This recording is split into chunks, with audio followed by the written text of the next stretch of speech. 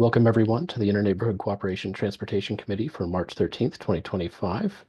We meet every other month, bringing topics about transportation mobility in Denver to residents. They may be with RNOs, neighborhood organizations, with other groups, or just representing themselves. Our meetings are open to all. Tonight we have 5 topics, so a very packed agenda in 2 hours. We're going to start with the Vibrant Denver Bond Program. We have Laura Swartz and Jackson Brockway here from Denver's Department of Finance. And Laura, I'll hand it over to you. Thank you, and thank you guys for having us. We are very excited to be here to talk about the Vibrant Denver Bond Program. And I'm going to stall for a moment while I figure out how to share my screen. Oh, there we go.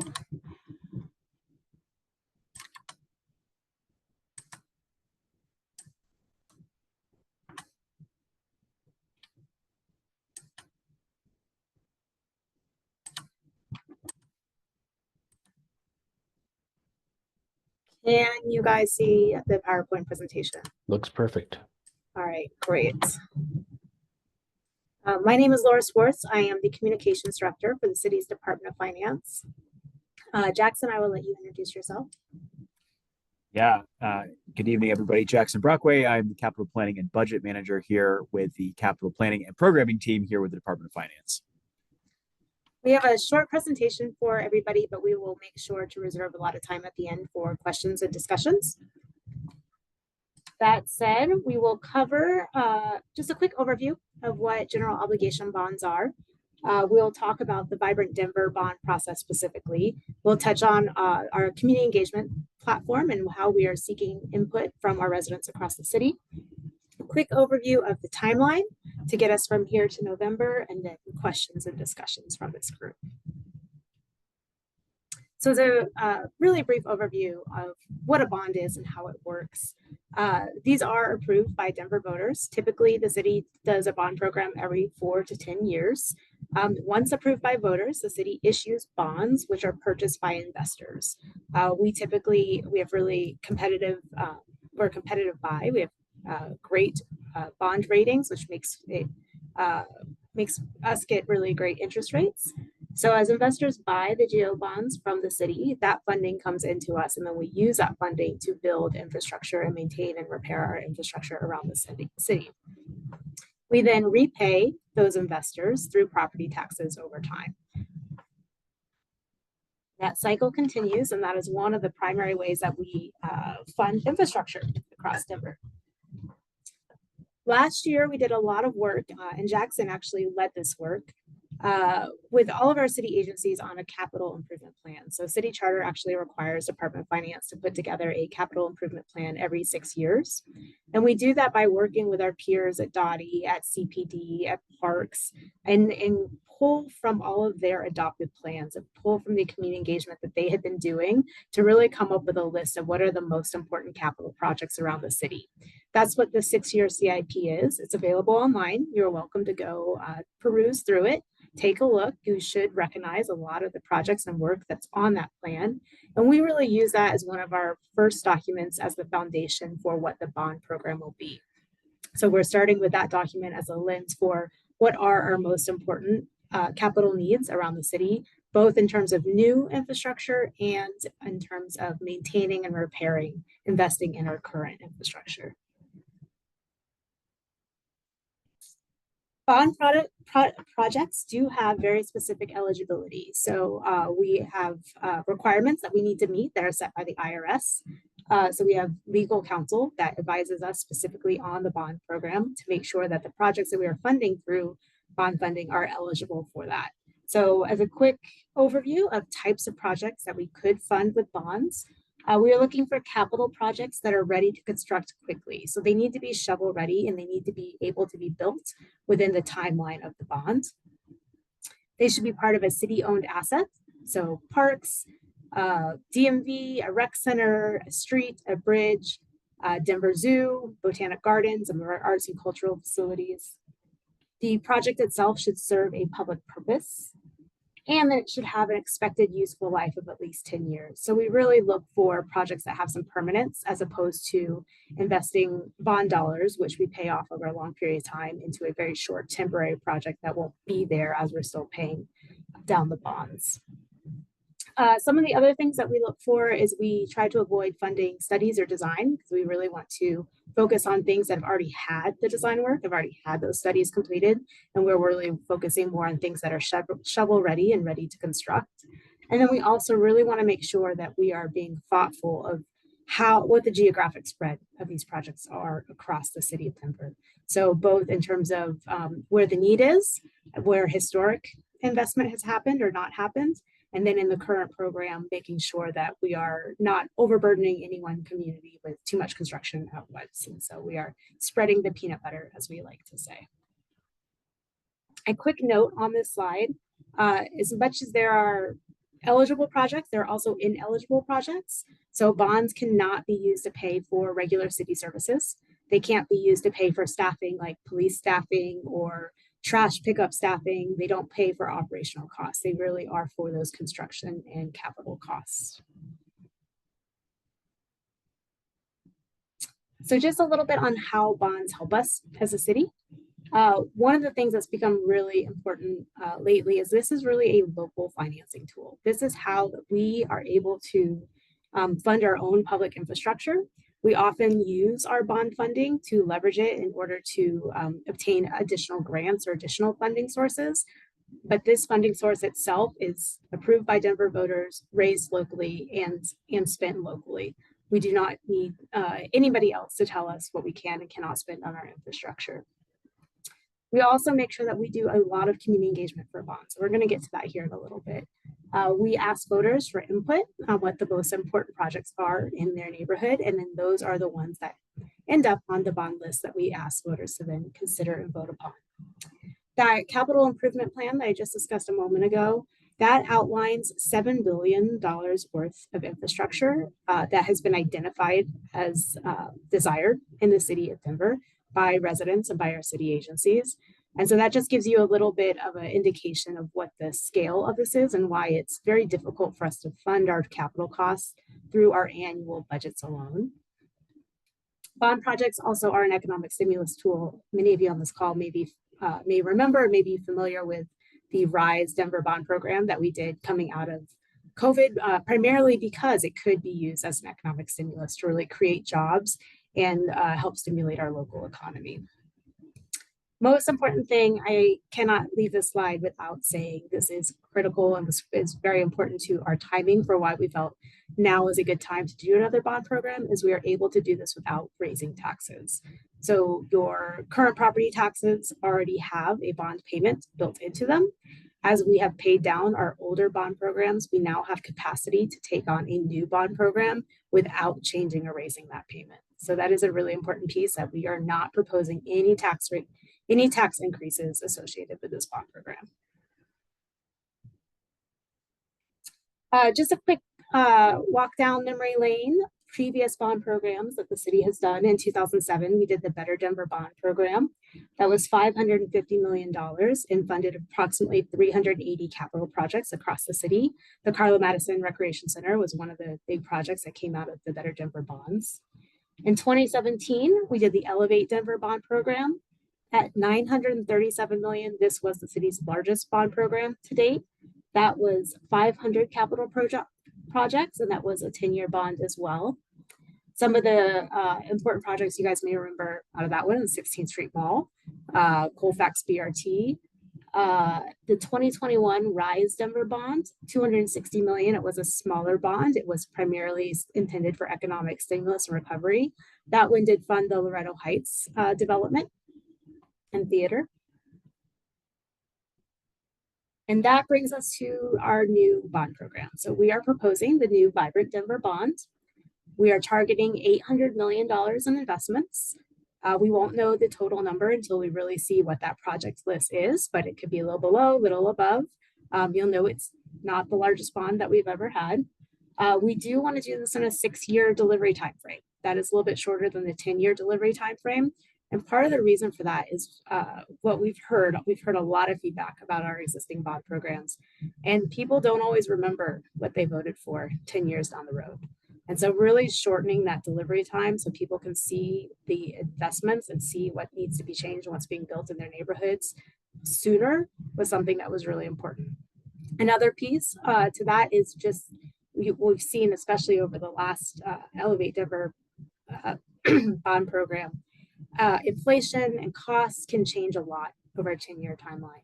So a shorter timeline just gives us more certainty when we are scoping and scheduling out our bond program. So on this slide, you'll see 5 categories. These are our loose themes for the Vibrant Denver Bond. So you'll see a lot about these when we start getting into subcommittees, and I'll talk about that in a moment. But the first one is parks, playgrounds, trees, trails, and our climate. The second is arts and cultural venues. The third is recreation centers, libraries, and other city facilities. The fourth is connectivity, street, bridge, bike, and pedestrian safety. And the fifth is public safety, so police, fire, sheriff, and other emergencies. A little bit about the process. Right now, we are in the far left red bucket of this process. So we are in the project idea submission and intake phase. This is where we're doing all of our community engagement, and we're pulling in those project ideas that are being submitted to us. We are beginning just now to start the technical review committee. So as we've had about 3 weeks of surveys out there, people have been emailing and sharing all their thoughts and project ideas. We now have a technical review committee that is beginning to go through all of those ideas and really validate them for, are they feasible? Are they eligible for a bond? If we were to put them on a bond, how much would they cost? So no one at this stage is saying yes, no. We are really just putting together the mechanics of could this work? All of that information will then go to the subcommittees. So subcommittees have not yet been seated. We hope to do that very soon. We're getting close to being able to reach out and start asking people to join subcommittees. We have had a lot of interest on the website. We've had a lot of interest from organizations and from our city council members who have all nominated people to be on subcommittees. But the subcommittee will then review everything coming out of the technical review committee. So they will see, here's the summary of all the community engagement, here's the projects that were recommended, and those subcommittees will be the ones who will be helping us tier those into what's most important to move forward on the bond program. That will go to an executive committee. So that will be the city's chief financial officer, city council president Amanda Sandoval, and a number of community leaders as well. That also has not yet been seated, but that committee will then create the final package based on what's coming from the subcommittees, and then that will be referred to city council for consideration and referral to the ballot. So in terms of that first phase, the project intake phase, which is where we are right now, the community engagement opportunities, we have a citywide survey. I hope everyone on this call has already taken the survey and submitted your ideas and just submitted your general preferences and thoughts about some of our key infrastructure types in Denver. If you haven't, please go to denvergov.org/vibrantbond and take that survey, share it with your friends and neighbors. We've also got a series of community conversations. So we kicked those off last night, starting in downtown Denver and City Council District 10 with Councilman Hines. And those will continue over the next four to 5 weeks. We'll be in every council district around the city holding an in-person meeting with the mayor and that city council member to really listen. And we've got some really great workshops planned where everybody kind of gets around a map and talks about what's the most important thing in terms of streets or what's the most important thing in terms of parks. And so you can really have a hyper-local discussion around your neighborhood with your neighbors. We've also got a toolkit online for anybody who has an RNO or a group that wants to just have their own conversation and does not necessarily want the city to lead or host that conversation. We have a toolkit online with sample questions you can ask, survey you can fill out. And we encourage you to go have that conversation with your group and then send us back your input or anything you would like us to consider as part of the bond. So a little bit about our subcommittees. So I mentioned those five topics earlier. So we'll have a subcommittee for each one of those: parks, arts, facilities, connectivity, and public safety. Subcommittees will have members of the community on them. They will have 2 city council members, And they will have city subject matter experts who are non-voting members, but who are there to really provide advice and guidance as needed as the subcommittee is doing its work. I mentioned a little bit earlier, so I'm going to go through this quickly, but their goal would be to recommend tiers 1, 2, and 3 for bond projects. Here's a quick update on where we are with the community survey. So as I mentioned before, we've had it open for about 3 weeks now. We are already up over 1,500 survey responses, which is a double-edged sword. It's fantastic engagement. We're so excited to see it. And now we are going through hundreds and hundreds of project submissions. And so it's been really, really fun on our end to see the things that are just really common across what people submit, and then just some really exciting and innovative ideas as well that are coming across. The survey is available online. It is also available printed copies in every recreation center and every library in the city. So for anybody that you are aware of, or any RNOs who have folks who do not have access to the internet, please just direct them to a rec center or library to find a copy of that survey. It's available in English and Spanish and Vietnamese. And if you have other languages that you need, just let us know. The survey will be open until April 17th. So plenty of time to continue to share it and ask for input. And this is the best tool for submitting specific project ideas. A little bit about what we're seeing already, and I'm going to preface this by saying we've not yet fully analyzed our early survey results, so take this with a grain of salt. You can see a word cloud of just some of the exciting things that are rising to the top when we ask people what would improve or enhance your neighborhood. And then you'll see the survey questions are structured in a way to kind of let us identify our areas of opportunity. So we ask what's important to you, and then we ask, are you happy with it? So some of the things that you see here are parks are really important to people, and for the most part, people are fairly happy with them. Streets and bridges are also really important, but the satisfaction is very low. So that just tells us a little bit about where our opportunities to improve are. Community conversations, you can find this full schedule of every community conversation, the dates and where we will be on our website at denvergov.org/vibrantbond. And then this is my last slide here, just a quick timeline. We are in the project development, that February to May stage. Coming out of this, we'll be in project evaluation, and then we hope to be on your ballot in November. And with that, that is all from me, and I'm happy to answer any questions and happy to give Jackson all the hard questions. Great, thank you very much. Mark Williams asked the first question in the chat. Mark, you want to come off mute and ask it?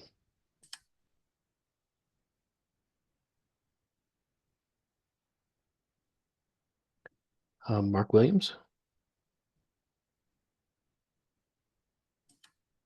Okay, Mark seems to be on mute. He asked, what capital projects would be targeted in public safety? One of the early slides you have showed the different buckets, and one was public safety. He says, is this having to do with new offices or infrastructure, given that it has to be capital? Great, that's a great question. So some of the things that we have funded out of bond in the past have been new police stations, new fire stations. We funded upgrades to existing stations. So where bathrooms need to be made gender neutral, or where kitchen facilities needed to be upgraded to support the number of folks using that station. We've funded those things. Jackson, is there anything in addition on public safety that I'm not thinking of? No, I think that covers some of the historic things in terms of, other examples, what could be contemplated. It could be things like training facilities or, other resources that can equip, like a burn building for the fire department, for example. Those are types of things that one could fund from a bond program. Okay, great. Thank you for directing people to the website. I saw the form does have the ability to express interest in being on one of the subcommittees. It didn't have the ability to express which subcommittee one wanted to be on.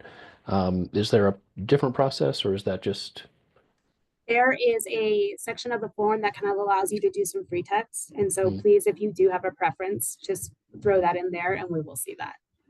Okay, thank you. At the time that we launched the form, we did not have all the topics for the subcommittees. That has been something we've kind of narrowed down over the last couple of weeks. Great. I see on the timeline that you're targeting the executive committee to review things starting in May. So we've really got April for the subcommittees. Is that Yes, how tight a time frame this is? there will be some overlap. Mm. So we will continue to do community engagement as the subcommittees are getting started. And then we will be giving subcommittees a second tranche of input. And then same thing, the executive committee will begin to review things as they're coming out the subcommittees while they're still meeting, and then that will continue. So we've got a lot of work ahead of us in a fairly tight timeline. I know it doesn't feel like November is that close, but it is. So there will be some overlap with several of these steps. Okay. I'm not seeing other questions, so I'll just bring up a couple more based on my past experience with this. Do you, out of the 800 million target, do you have a sense of how much in each of the buckets, or will that come later? That'll come later. Yeah, Okay. at this point, we don't. And when the subcommittees meet, will those meetings be posted somewhere so that someone could come and speak to them or observe them? Yes, absolutely. Subcommittee meetings will be open to the public to attend. So you will find all of that at the Vibrant Bond website. We will have dates, times, locations. If they are virtual, we will have links. And then after the fact, we will have summaries of what has happened. And each time I've been familiar with this process, there's definitely been a preference for designed projects because you know what the budget is to fund it, and you can get going and issue the bonds and get constructing. This one, instead of being 10 years, is 6 years, so even more emphasis on things that are already designed, already budget, already scoped in terms of how much they would cost.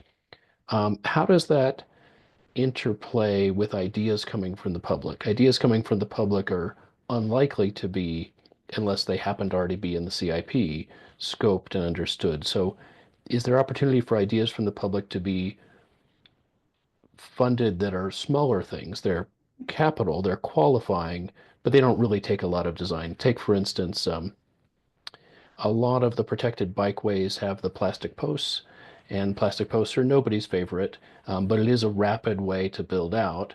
And over time, DOTI has said that they want to evolve those into concrete curbs, more permanent, both more attractive and more protective.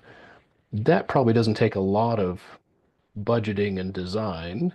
Are those the kind of things that could be proposed, and if they find support from the public, wouldn't be disqualified because they weren't previously in detail budgeted? Jackson, do you want to take that one?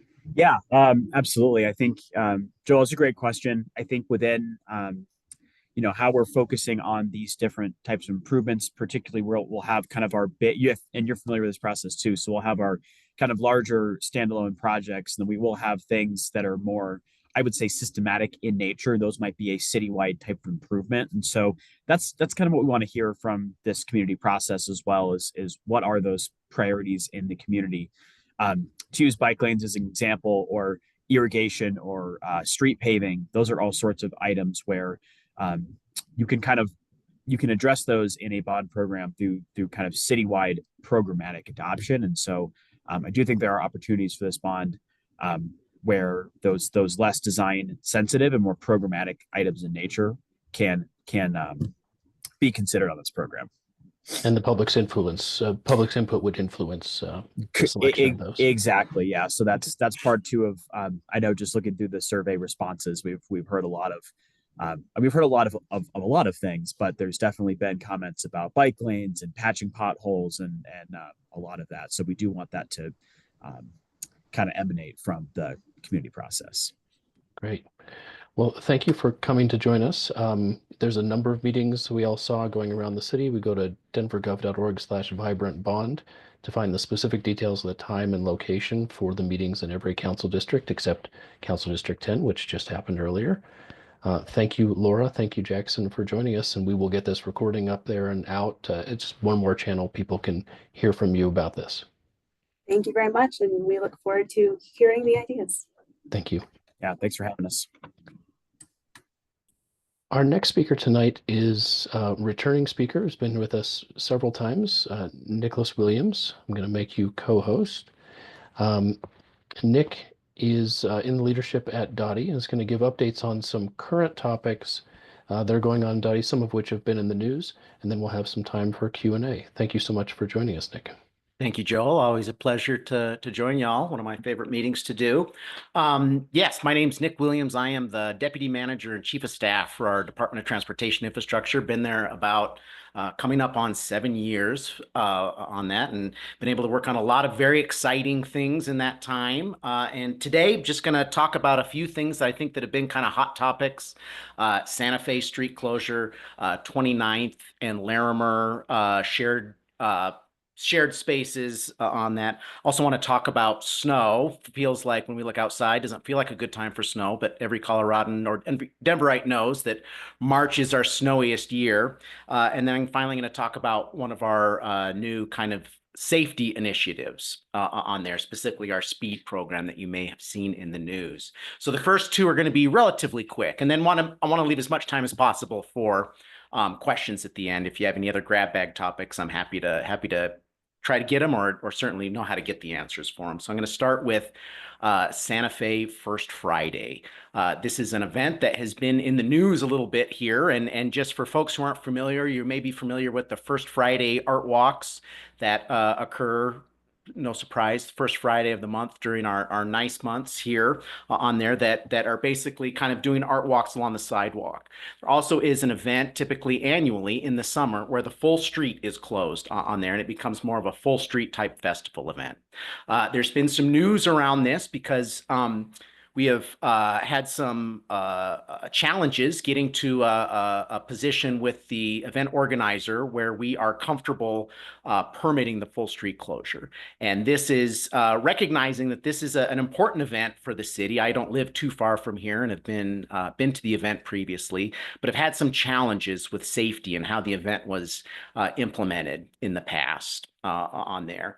And so kind of where we are right now is we are continuing to work. We're Councilwoman Torres, Councilwoman Parity, the mayor's office are very interested in seeing this event move forward. Our requirement as the Department of Transportation is to make sure that it moves forward safely. That is basically our requirement. We're not the city's party poopers on that. I know it feels that way sometimes on there, but what we are doing is working on a set of very clear criteria that can allow this event to occur and be very safe for folks trying to go to the event, folks trying to move around the event, and folks in the neighborhood, making sure that we're not creating unsafe conditions there. And so this is by no means a no at this point. It is an ongoing conversation. We do anticipate probably some more final criteria and hopefully a thumbs up and moving forward and looking forward to it by the end of this month. So on that one, I'd say stay tuned on there, and we're very hopeful and excited for a successful event here this summer on there. Second one is 29th in Larimer. This was a full street closure that at the very beginning of February ended, and I would say somewhat unexpectedly on there, I think from the general public standpoint and from quite a few people's standpoint. And I think to kind of understand what occurred, a little bit of regulatory background is helpful. And that's one of the reasons I love this group, is because I know regulatory background will be of interest to you all and will be understood on here. Most folks remember from the pandemic the expanded patio program. And this was a program that was implemented during kind of the wild days of COVID to allow different businesses to expand their space into the right of way frequently, typically, sometimes onto the sidewalk, sometimes into the street on there. And the idea, of course, was to allow more space to allow people to still enjoy, a night out in relative safety on there. And I think people really enjoyed it and felt as like, gosh, this is a really exciting, different, and fun way to utilize the right of way on there. And maybe this is something we want to continue. So the city felt that, heard that, and developed a open spaces program on there. That program was implemented at the very tail end, I think December of 2023 on there. And that is a joint program between DOTI as the regulators of the right of way, community planning and development, and the city's economic and development department, DEDO on there. So the 29th and Larimer full street closure started as an expanded patio. There was a desire to keep it going. And so when that program sunsetted, they were given a transitionary permit that would carry them towards preparing to submit for a open places program. Ultimately, at first it was the bid, the Rhino bid, that was the permit holder for this event. The Rhino bid decided that they did not want to be the permit holder. A nonprofit organization was stood up to potentially do that. They ultimately decided not to move forward with that. And now it feels like, gosh, why didn't the city jump in on this? And it really, I think, to understand why that didn't occur, it's helpful to understand there's kind of two classes of these, or two categories, how about that, of full street closures like this. There are ones that are city-led, city-driven, city-sponsored. And when we say sponsored, that means we are doing this, we are activating those, we are maintaining those. And of course, all of those things have a cost. Everything does has a cost on there. And great examples of those are probably everyone's favorite, Larimer Square, but also Glenarm Plaza, and to come, Wine Coop. On there. This is a second kind of category where it is community driven. And so basically it is the community gets together, they decide, hey, we'd like to do this. We provide them clear criteria, very similar to what we are doing with Santa Fe on there. Say, this is the criteria you must comply with to make this a safe closure on there. And then if you comply with that, you may have this area closed. You can we won't get into the real nitty-gritty of permits on that, but conduct business out there how you may want, activate it how you want, but you also are responsible for maintaining on that. So that is what ultimately that organization that was going to be the permit holder decided not to move forward on that. And that ended. So that's why it ended in February. I recognize a lot of people were disappointed on that. I will say, we were looking forward to that, and we worked very closely with them, but ultimately it was their decision as the permit holder on there. This program I think it's a great program, the Open Spaces program, and demonstrates the city's commitment to both from a city-sponsored standpoint and then from a community-driven standpoint, wanting to facilitate this on this. And so we're hopeful either something changes in that area, we don't know on that, or there are other areas that start to take advantage of this permit. But that's really how we got to where we did with that kind of being closed. And it was I recognize that it felt jarring at the time, because I think a lot of people really appreciated it. But as we still stand ready to work with community to do these in other places on that, as long as we are able to kind of come to that understanding and make it safe. Again, that's really our focus on there. That I'm going to transition into snow, and I bet Joel does a lot better job than I do at the DOTI advisory board on making sure that people can share when they're ready to share, of course. On here, I'm going to go through, okay, Joel, thumbs up, you can see snow. Looks good. Great. I'm going to go through snow real quick. We're going to talk about overall, I've just got a few slides here, and then I want to talk a little bit, a couple of these focus in on how we manage snow removal in our protected bike lanes on there. So just to set the scene, we all, I think, likely live in Denver. We get about 55 to 60 inches of snow on there. That always kind of surprises me, the same amount as Minneapolis, Minnesota. And I am literally a native Minneapolisan on there. And I will tell you, I would much rather have 55 inches of snow in Denver than I would in Minneapolis. We have a wonderful, bright, we say it's our best employee during snow season, the sun on there. And so we manage that 55 inches to 60 inches a year. This year so far has been relatively typical to lower end of that. So how do we do that? We utilize a pool of 158 of our CDL drivers. They cover 55 routes per 12-hour shift. These are on the main lanes. We'll talk about when we get into residential on there, but the best way to think of that is if it's got a stripe on it, the large tandem trucks is what we call them. These are the big trucks out there. That's how they're managing it. Typically on a storm, we would have A full deployment is typically around 45-ish trucks out there. Protected bike lane and pedestrian bridge infrastructure, we have a specific 2 teams of 10 people that manage those. And I'm going to show you an image of what those vehicles look like specifically for the protected bike lanes on there. Each team switches off on a 12-hour shift, so we have 24 hours of closure. And the expectation is, just like with our streets, we want to address the total system once every 24 hours on that. And that is, and I can attest to this, both on the streets and on a bike lane on there, you know, your experience will vary with 12-hour shifts. If you come out 15 minutes after the truck's been through or our small plow's been through, you'll think we are the greatest snow fighting team in the world. If you come out at hour 11, you will think we are just sitting on our couch eating bonbons on there. And that is the nature of how this goes on there. When we get a major storm, and I'm going to, and our chief operating officer would be very upset, we don't have specific criteria, but general guidelines is we get a little bit over 6 inches of snow on there. And we also think that it's going to be cold afterwards on there. And so that snow is going to stick around. We deploy a fleet, or it's basically our volunteer force. And I am proudly, it's one of the few operational things they'll allow me to do.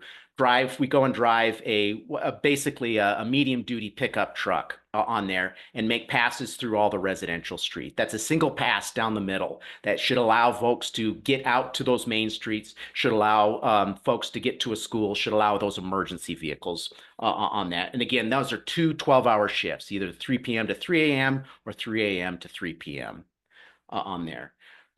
Everything, as we mentioned before, costs money. We spend about $12 to $25 million on snow removal each year on there. A lighter year is going to be 12, a heavy year is going to be 25. You probably figured that out when I gave you the range on there. We've been good our last couple of years. It's been less expensive, closer to the 12 to 13 mark. I mentioned this, main lines with streets, determined by need, but we always prepare for a full deployment on there, and then we'll adjust down as the storm progresses on that. And this is the one I wanted to get to. So what you see here, the image is of our protected bike lane snow removal vehicles on here. And you can see this is right actually by our what is normally my office there in the web, but these are the types of vehicles. They have kind of a brush there on there that serve these. So these are specialized smaller plows, of course. As I mentioned before, we want to hit those 24 hours, once per 24-hour shift on there. We also work with our sister agency, Denver Parks and Rec, to maintain the city's network of off-street bicycle and multi-use trails on there. So if you think of the Cherry Creek Trail on there, and so that's how we attack our multimodal infrastructure on there. Sidewalks is always another thing. I know many of folks, especially Joel, are familiar with the new sidewalk ordinance that brought responsibility for building and maintaining and reconstructing sidewalks to the city. What it didn't do was bring that responsibility to do snow removal. That's still the responsibility of the adjacent property owner in there. There are requirements. I think this folks will know, you know, and one comment we get frequently is like, gosh, I went out, I shoveled my sidewalk just like I should, and then your folks came through and blasted a bunch of snow back onto the sidewalk. Absolutely recognize that, absolutely recognize the frustration on that. It is difficult to manage on that. We do very much on each of our deployments on there. We have a telematics systems that show typically. Sometimes that's unavoidable, and that is just simply that. It is unavoidable. Sometimes it's avoidable. Sometimes it's drivers driving too quickly on there, which pushes snow further and further on there. What we try to do is in post events, we have a telematics system in our trucks that shows when folks are going too fast and make sure that we're coaching. If you are seeing that consistently, send a 311 in. We put notes in, and those notes then are transmitted to those drivers. Hey, when you're going through this area, you're going too fast. You're pushing too much stuff on the snow. We've even had stuff damage homes from going too fast. Slow down on there. So moral of this story is I don't have a great answer. I recognize that it's frustrating on there. If you're seeing a consistent issue with us, tell us about it, and tell us about it through 311. And then the same goes for after a storm. If you're seeing ice consistently not going away, our sun is not doing its job, it's on vacation on there. We've had a few storms like that in my tenure here. Again, 311, that feeds directly to our street maintenance teams that manage this. It gives them a list to go out and attack those. And that's what I'm going to talk about on snow. And I want to make sure I talked a big game about how fast I would be. Stop share here on there. And the last thing I wanted to talk about is the speed program. And if you are a Denverite enthusiast, you may have seen a very, I told her it was a heck of a picture of Amy. She looked very confident and in command of a press conference we did here this Monday, really announcing this speed program and how we're going to be implementing it. It is just what it sounds like. It is a program to bring speeds down. We know it is elemental. We all understand it, that vehicles traveling slower do less damage when they strike someone, they strike a person. The chance of a fatality in a pedestrian vehicle accident goes up exponentially with speed. And so we're going to attack that in a few different ways, and we're going to start on the Federal Boulevard corridor. One is more speed limit signs. Trust me, it gets better than this. Another one is more real-time feedback speed signs. Another one is retiming of traffic signals to make sure that as you're going down Federal, and if you go down Broadway, it does feel great to hit all those greens. But that also, when they're synchronized like that, but that also lets your speed start to creep up on there. A marketing campaign, including billboards. You say, Nick, man, none of this sounds real, like it's got deep teeth. So the last thing is, and this is probably the most challenged, but I think will be the most effectual, is implementing fixed speed cameras on this corridor. A couple of years ago, the state legislature changed state laws around how you can implement fixed speed cameras to allow more flexibility on where you can do it. So we are going to, and I will admit, I've received a mobile speed camera on this, and you may have seen the vehicles, the police department vehicles parked out there. We are going to be starting to implement later this year. We'll probably be in council and sometime in the summer here on here. These will be fixed cameras, and those fixed cameras, when you are driving through, if you are going above the speed limit, let's say maybe about 10 miles an hour over the speed limit on there, you will get a ticket in the mail. On there. End of story. There's no engagement. Nothing stops you. Nothing like that. You will get a ticket in the mail on there. Now, it also includes signs, a series of, if you're old school person, barber shave signs that say, hey, there's speed cameras up ahead. I mean it. There's speed cameras up ahead. Like, last chance, you better slow down. All of that. The goal is, of course, to bring those speeds down. And so that is the real main drive this year of our safety program. This all fits into our Vision Zero program. This all, of course, aligns with the other things I think you guys are familiar with around design and really different techniques for that. But this is our main focus. This is what we're real excited about right this year. I'm going to stop there. Very hyped about all this, but I want to have time for questions on there. So please. That was a great overview. And we did have one question that was retracted because you answered it. So that means you were foreseeing. Love it. Jill has a question. She's a walking your dog, asked me to read it out. Chicago recently launched a pilot program that cost $500,000 in the city budget to remove snow from sidewalks in high priority pedestrian areas, such as transit corridors. Could Denver explore something similar? I think we absolutely could. I mean, it is when I put those numbers in there, there's no, it's not a coincidence. These things cost money. These things cost from just equipment, but really from a staffing standpoint. Right now, the city is not budgeted to do that. And this is not me. I think my Department of Finance friends have left, but even if they were here, I don't tell you how to make budget requests, but it is a budget aspect of it. It is not a desire aspect of it. So we certainly could. Okay, and that would not be a bond thing because it's not capital. So if we want that, we should be talking to council members as well as the department, so that if the department wants to do it and council wants it done, might make the budget. Correct. All right, Chris Miller, you had the next question. Yeah, and thank you as always for coming out. You've talked a lot about safety kind of at specific events, and also with speed cameras on Federal. What kind of process is there to level safety concerns across I guess I'll describe them as different DOTI verticals, for kind of for lack of a better term. Like, how do you, is there a process for considering the safety of special events versus the safety of daily operations and the impact on that? And I'm thinking Yes. specifically like Santa Fe's, their open pedestrian event once a year is Yeah. chaotic. I understand the safety potential concerns there, but at the same time, 70-ish people die each year on roads in Denver. And so I struggle to see how the concerns of one event safety have diminished or like kind of raised as much as a concern relative to kind of like the day-to-day operations and design of Denver's roads.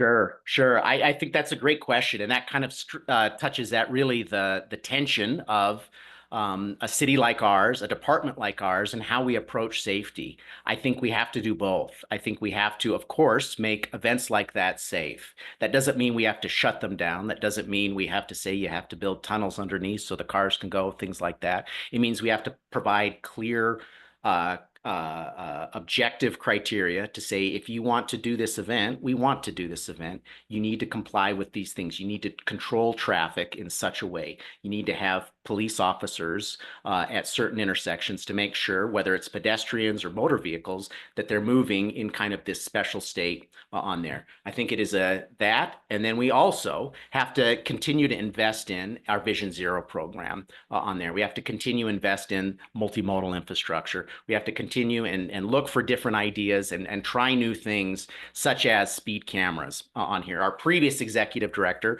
of course, now Amy Ford is our executive director, but our previous executive director, that was something, and I think really carries on with Amy's spirit of innovation, is trying new things. Speed cameras, now it's all relative. Government, new thing on there. Speed cameras is a new thing, is this. And so that's why you see us piloting it on there. And it's incumbent upon us to do it and do it promptly on there, not figure out we've got to have everything, every contingency figured out from A to Z. We need to make sure we do it safely. We need to make sure we do it in a way that doesn't negatively impact the adjacent underinvested community on there, but we need to do it on there. And so I think we have to do both on there and control what we control and continue to work on and invest in infrastructure that makes the broader transportation network safer.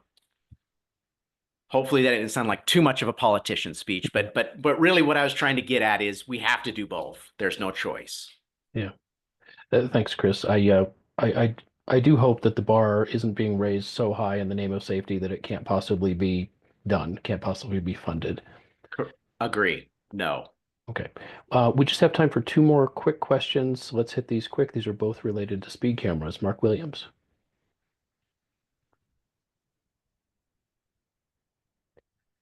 Mark, do you want to unmute? Okay, Mark's question was, will the ticket be fix-it ticket? Do you assume the driver is the registered owner? So it will be the same, and this is, I am not a city attorney, and so I'm not going to get too into the weeds. So it is and I will just, why don't we just say I tested out the mobile program on there. What occurs is the ticket goes to the vehicle, but in that ticket, you get a wonderful photo of your face through the windshield of your camera, and it is amazingly clear on there. And so I don't want to get into, because I'm not qualified to talk about the civil versus criminal nature of this ticket. It is by state statute a $40 ticket on there, unless you're in a school zone, unless you're going way, way fast on there. But it will go to the vehicle on there. That's as far as like legally I'm going to probably get out there on it. But that's how it's processed. So it is basically, and we are working very closely with our partners at the Department of Safety and of course the the police department on there to very much align what is a successful program there. But that's how it works. Great. And thankfully we are following what CDOT's enterprise, the CTIO did on their express lanes. So they and the legislature have already figured out legally some of these questions, which makes Denver not have to reinvent or invent things new. Exactly. Sarah has the last question about speed cameras. Yeah, Nicholas, I think you kind of alluded to this. This is basically a pilot program, correct? Which I didn't understand. Um, how soon do you expect cameras in other locations? So I think there's more to come on that. And to be clear, we're not going to, I don't anticipate us by any means putting these out and then stopping. And I will say generally with the city council members that we've spoken to, and as we've briefed with this, consistently here is like, okay, win to my district, win to my district on this. I think as we get through the council process, as we get through the contracting process, whether that's with the existing vendor that we do for some other things like red light cameras on there, it's going to come down to resources. That all we'll also get an idea of what type of revenue is coming in from the production of these, and all of that I think will really lead the conversation on how quickly this will grow. And so when we say pilot, it's not we're going to do this and then we're going to be done and say that was great on there. That's absolutely not the expectation. Now you have seen that or versions of that in some other cities. I know there's been some changes to the programs in Aurora, some changes to the programs in Morrison on there. But what I would expect a more definitive rollout of this, of course, after we get into this, after we see how the tickets are occurring on this. And so I'd probably say next year we'd probably be able to have a little bit better roadmap on where we'll start to see these expand. But I totally, just personally speaking, anticipate this program will expand. Great. So federal and Alameda first, and then more on the high injury network later. And our Vision Zero plans have been calling this for this for a long time. So Exactly. this is very exciting. We're going to move to our next topic. Thank you so much, Nick. You're welcome to stay. Thank Welcome you. to participate in the chat, but thank you so much for joining us. My pleasure. Thank you for having me. For our third topic, I'd like to introduce Doug Monroe from RTD.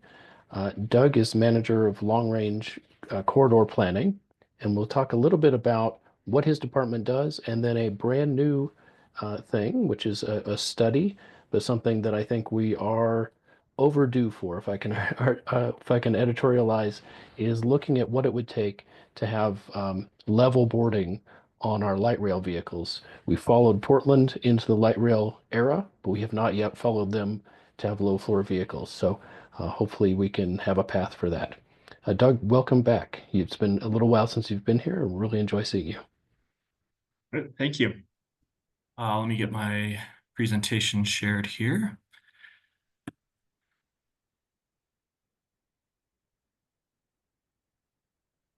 Okay. Perfect. All right. So thank you for the introduction, Joel. My name is Doug Monroe. I'm the manager of corridor planning for RTD. Just a little bit of background about the planning department at RTD. We handle the long-range planning for RTD. We have our service development group handles the more short-range planning and scheduling of the actual services that go out on the street, and the planning department handles long-range planning, which is projects like this that are more long-range and more capital-intensive, that usually require long lead times to get them planned and a lot of money to get them built, and we do the planning for those. Another function in the planning department is our transit-oriented communities group that handles trying to get more transit-oriented development around RTD's investments in our high capacity network around the district. So that's a little brief overview of the planning department. Topic today that I wanted to discuss was the light rail level boarding feasibility study. And as Joel said, this is probably long overdue for RTD. And I'll give a little bit of background here. See if I can get it to advance. There we go. So RTD's light rail system history, the metro area connection was the first light rail line that opened in Denver, the MAC. That opened in 1994, followed by the Southwest line down to Mineral Station, and the CPV line, which brought service into Union Station, opened in 2002, Southeast line in 2006. The West Line was the first Fast Tracks light rail line that opened in 2013. And the I-225 rail line, which is the R line, that opened in 2017. And then the most recent extension of the light rail opened in 2019 with this Southeast extension, which brought the E line down to Ridgegate Parkway Station. I guess one thing in common with all of these lines is that they all operate with high floor vehicles. And those vehicles are the Siemens SD100 and the SD160. They're all high floor vehicles. They all have 3 steps to get up to the floor height. And what that requires is for passengers that use a mobility device, they use what we call the high block, which is at the front door of the front car, and allows them to access to the trains. The Federal Transit Administration has told RTD that we are no longer, they will not support us further purchasing any high floor light rail vehicles. And the manufacturer really doesn't make these type of vehicles anymore either, because most of the systems that use them are converting to a level boarding, just like this study is hoping to do for RTD. Like I said, the high block ramps allow passengers with mobility devices to board at the front door of the front car. This works relatively well enough for those passengers, although because it is limited to the front door of the front car, there are occasional instances where the positions for passengers with mobility devices at the front of that car are already occupied, so they are unable to be used, and we have to make alternate accommodations for them. So transitioning to a system where any passenger, including those passengers with mobility devices, can board a light rail train at any door really opens up more space for them. There's a lot of unused wheelchair or mobility device securement space on a light rail train, because it is passengers are only able to board at that front door of the front car. So there are still positions at the back door of each of the front car, as well as the front and rear door of every other car that are unable to be accessed because they do not have high block access. So if I imagine most people on the meeting here tonight are familiar with RTD's commuter rail system. This is a system that was built with level boarding to begin with. So these are high floor vehicles, but they also have high platforms that allow step-free access on and off the vehicles. So this is what we hope to accomplish with the light rail system, the light rail level boarding feasibility study. So the light rail level boarding feasibility study is a study to convert RTD's light rail system to level boarding. So this will prepare us for the next generation of RTD's light rail vehicles. Our oldest vehicles right now were from 1994, so they're a little over 30 years old.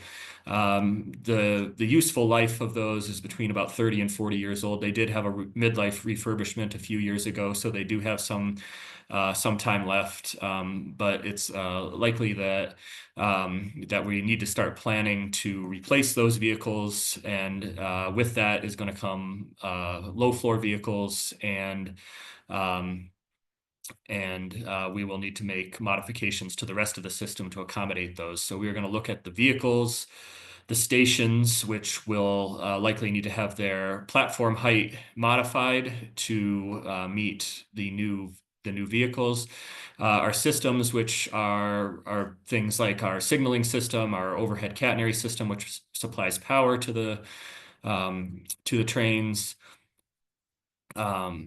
making sure that those are compatible with the new vehicles that we select, and then maintenance facilities. With converting to a low floor system, a lot of things on the train that currently are underneath the train instead move to the roof, and it'll be necessary to make modifications to the maintenance facility in order to be able to maintain those things on the roof instead of underneath. So they'll need different access to basically be high instead of low in the maintenance facility. One of the big things that we're going to be looking at with the light rail level boarding feasibility study is developing a phasing plan for implementation. So figuring out exactly how we'll phase in new cars and how we will make modifications to the stations, systems, and maintenance facilities to accommodate those cars. Many other systems have gone through this, where they've converted part of their platform to accommodate low floor vehicles while leaving the other part to continue to accommodate high floor vehicles. Other systems have had done what we call mixed consists of rail cars, where they continue to operate high floor cars mixed with low floor cars in the same train. So that the modifications can be made over time and assign the trains appropriately in that case. And I'm sure there's some other options out there as well that we hope to identify with the study that we're doing here, to be able to phase this into the system, because we can't. We don't want to have extended shutdowns. And we also we want to keep the system moving while we implement the new cars in the future here. So another big thing that we need to look at with it is cost estimates and funding sources. This project does not have identified funding at this point, and we don't know exactly what it'll cost, but it's going to be significant, in the hundreds of millions, if not billions of dollars, to convert the light rail system, to convert the stations and systems and maintenance facilities to accommodate new cars. So the project hopes to identify potential funding sources, grant availability, and things like that to push this forward when it comes time to bring in the first cars. So we have a consultant on board. We just started this project last month in February. A company called Hatch, a consulting firm that's done a lot of work for RTD on the Fast Tracks program over the years, and even before the Fast Tracks program. Hatch and their subsidiary, which was formerly LTK, has done a lot of work for RTD, and they are leading the study on this. We kicked it off just a couple weeks ago, and we really haven't done much on the project yet, but we know what direction we're going and where that's going to take us. So like I said, I think I've mostly been referencing low floor, and I think that's the direction that we're going to go, or that's the direction that the study will point us to. There are competing systems for light rail. There are low floor systems. The system on the left there is low floor. That is Valley Transportation Authority in the San Jose area, is low floor level boarding. And on the right is Los Angeles Metro, which is light rail, but with high floor level boarding.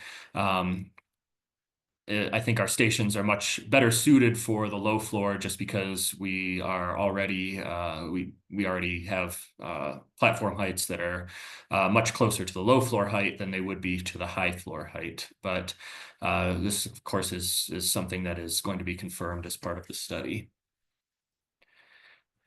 And then the big challenges for the study and for the implementation, like I said, keeping the system operational. So, not wanting to shut down big chunks of it at any time. Hopefully just one station at a time, but coming up with a phasing plan to actually implement that.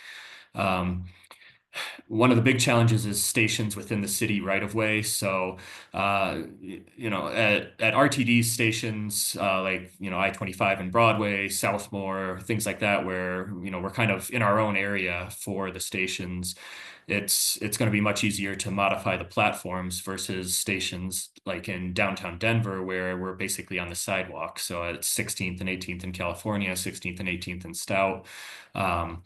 Where, you know, we're close to buildings. Modifying the sidewalks is, you know, has the potential to affect the access to the businesses that are along those stations. And we haven't done a deep dive into what that actually means yet, but we know that that's going to be a big challenge as far as figuring out what to do in those locations that are in the city right of way. So that's something that we hope to figure out in this process. And then another one is stations that are on structures. So what I mean by structures are bridges, basically. And when we're talking about raising the platforms on these, what does that mean? Does that mean just adding concrete to them? Does it mean ripping them out and putting in, you know, some type of other structural material before raising the platforms?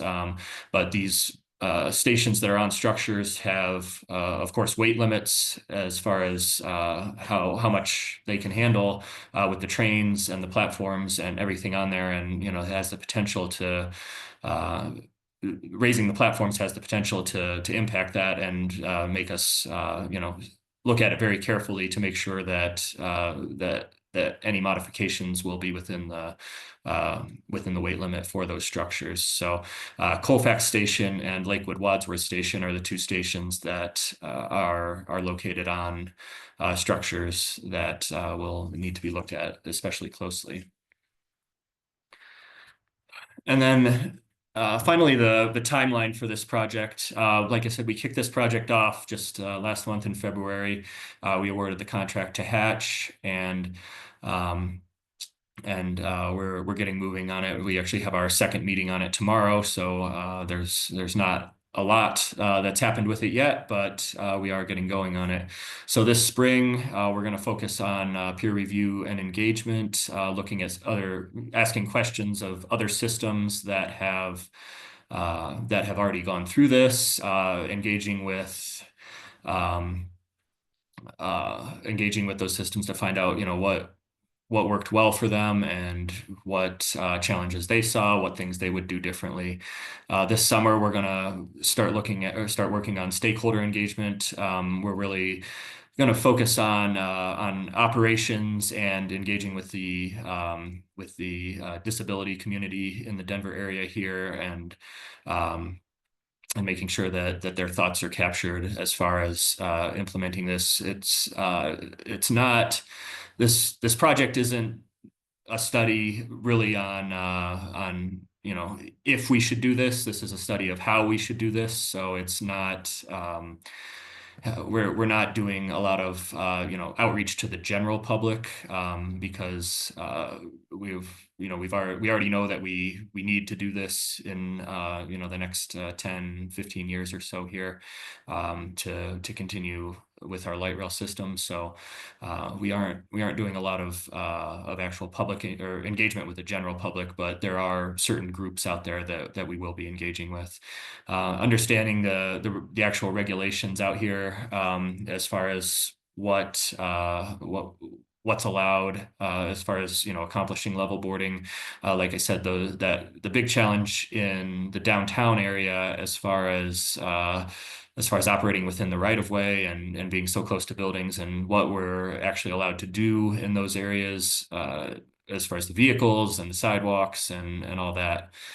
We need to understand that. And then we're going to do a vehicle market assessment, which is going to look at at basically what types of low floor vehicles are available out on the market, and pick basically a design vehicle to kind of base the study on as far as you know, making those modifications to the station's systems and maintenance facilities. So from there, we'll look at the existing conditions of those vehicles and our systems and maintenance facilities, and to understand that. Then later this year in the fall and the beginning of next year, we'll develop the transition plan. And then early next year and into the spring, we will come up with an implementation roadmap that will identify those timelines and the timelines and phasing that we will use in the future when it actually comes time to implement this study and actually go forward and convert the system. And then, like I said, we don't have an exact date as to when this the overall transition will start. It's going to depend on when we actually go out and purchase those rail cars, and when we realize that, or when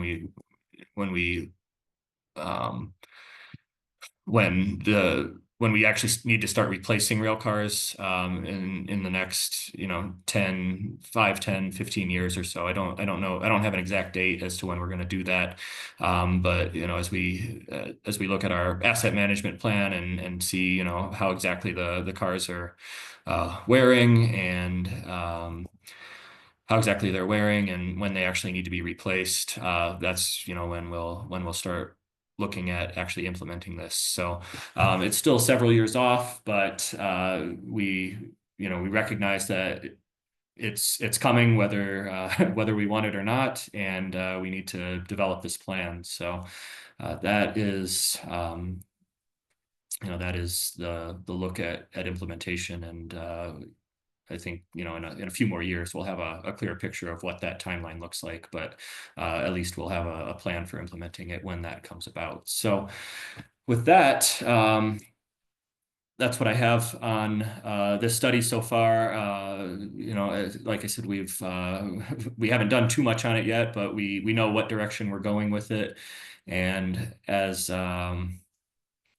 we move forward with it here, I'm sure there'll be more updates to share, and we'll, of course, engage with the public and with groups like this as appropriate to share that information. So with that, I think I'll open it up for questions. Joel? Oh, thanks very much. Definitely appreciate you coming when it is so early. I know it may seem strange, we don't have a lot to share yet, but the folks who come to these meetings and are often the people in their neighborhoods who like to be in the know of things that are happening now and things that are happening in the future. So definitely appreciate that. First question is from Alan Cowgill. Hi. First of all, thank you so much for coming. This is super exciting for the Denver metro area. My question is regarding bike storage on the trains. I've seen entities, and I know it's a commuter rail, but like Caltrain will allow cargo bikes on some of their vehicles, and obviously Portland does allow bikes on theirs, and we have our new commuter rail vehicles with more dedicated bike storage.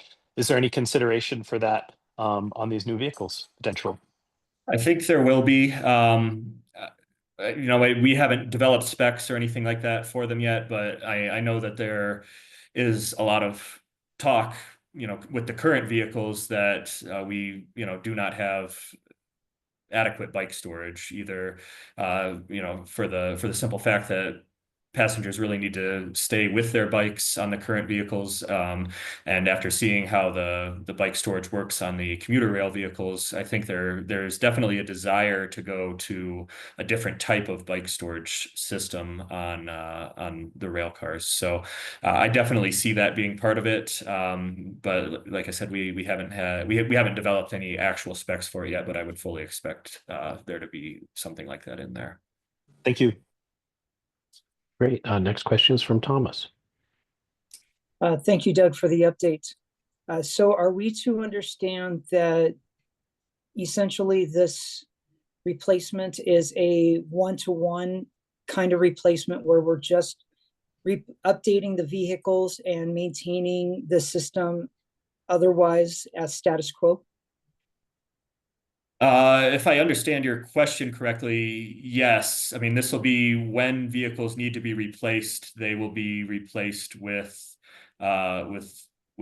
vehicles for low floor, but we're not, we're not going to take all 201 vehicles and replace them all at once, if that's what it sounded like you were asking. It was more for whether we were looking to improve operations. Like right now, we have a 55 mile per hour speed limit. If there was any way that we could improve speed or throughput or any of those things that have improved over the last 30 years with beyond our 50-year-old technology. And then just one more to tap on or tag on to that. Are we looking at just maintaining one vehicle type for all uses, even for situations like the L line and the extension where it's different context? Yeah, so I'll answer that second part first. So yes, we are looking just at one vehicle for both of those, or for the L line and for the rest of the light rail system at this point. I would expect that if and when Fast Tracks goes about completing the central extension up to 38th and Blake, that vehicle would probably be a part of that Fast Tracks project and not part of I mean, it would still be part of the light rail network, but I would expect that Fast Tracks would probably look at the vehicle type at that time when it comes to doing that extension. As far as upgrades to the light rail system, no, those are not part of this project. This is solely looking at level boarding. I know that there's a desire, from our rail ops team to look at improving things, especially improving the signaling along our light rail system, to go to a system that can increase speeds, that can increase throughput, but that is not part of this project, and I don't believe that there's any, funding identified to actually advance a study to look at those improvements yet, but I know that it is on the radar of the light rail team. Thank you. Thank you. I would imagine that in the fullness of time as this rolls out, improvements on time performance might be seen because it takes people less time to get on and off, and the operator doesn't have to come and help, which can be very variable. Is it needed on one run versus the next run? Does it happen? Can cause a lot of variability in the on-time performance. So that's a small improvement, if anything, but real. I mean, climbing up and down those stairs, especially with the slush on your boots, is no joke. Just a couple questions of mine. The systems I visited as they went to low floor did run mixed consists like Portland, and they had a good way of explaining to the public you can expect the low floor ones will be at the back of the train and that sort of thing as they phase them in. That probably seems very rational because then you can use your existing vehicles as you're phasing in other ones, but it also sort of forces staying with the same manufacturer, doesn't it? Not necessarily. There have been systems where they are able to connect vehicles that are made by different manufacturers. I don't know them off the top of my head, but I know that's been the case. Interesting. I mean, it does take some take some work to get them to work together, but it is. Yeah, fitting together and then also playing nice together in terms of the traction. And then the second question I had, I've been advocating for us to look at low floor for years. Every time there's a big purchasing opportunity coming up for more cars, I'm like, this is the opportunity, right, folks? And the answer's always been no. But what I've heard was, as you said at the beginning of your presentation, even Siemens really hasn't been making high floor vehicles for some time. When you've ordered high floor vehicles, they've had to take a low floor vehicle and build up a floor in it, which is a little ridiculous, but it raises a question. Can you convert the newer purchased vehicles back to low floor, given that they were retrofitted to high floor at RTD's request? So I don't believe, I mean, ours are the same model. They didn't take a low floor and convert it. I think they just restarted production of a Oh, model that was basically discontinued or whatever, or something that they hadn't built for a few years, which was the most recent ones that we got back in 2019. I don't believe that it would be possible to convert them to low floor on their own, just because everything is underneath the floor right now. mhm. By the time you take it apart and move everything up to the roof, you're probably spending more than it would cost just to buy a whole new car. So having said that, I mean, there have been systems that have made changes to high floor vehicles, basically inserting an additional module in between the articulation joint that has a low floor section in between two high floor sections on the end. It hasn't been super common, but it has been something that some agencies have done to get more life out of their high floor vehicles, but still provide the low floor access. It is something that we'll look at as part of this, but I don't anticipate it being something that will probably advance past the cursory look stage. So Okay, I might have misunderstood about building up the interior floors. I had heard they discontinued it, but I might not have had the specifics. I'm just optimistic. I want it to happen fast. yeah, Well, Doug, thank you so much for joining us tonight. you're welcome. All right. Our fourth topic, and we've got 5 topics tonight. Speeding through this, we're inviting back Taylor Phillips. Taylor has joined us all throughout the effort to update the Denver Moves Bikes map. And now that project is complete, she's here to give us kind of a final readout. So we're going from a topic where we're hearing about it at the beginning to a topic where we're celebrating the conclusion.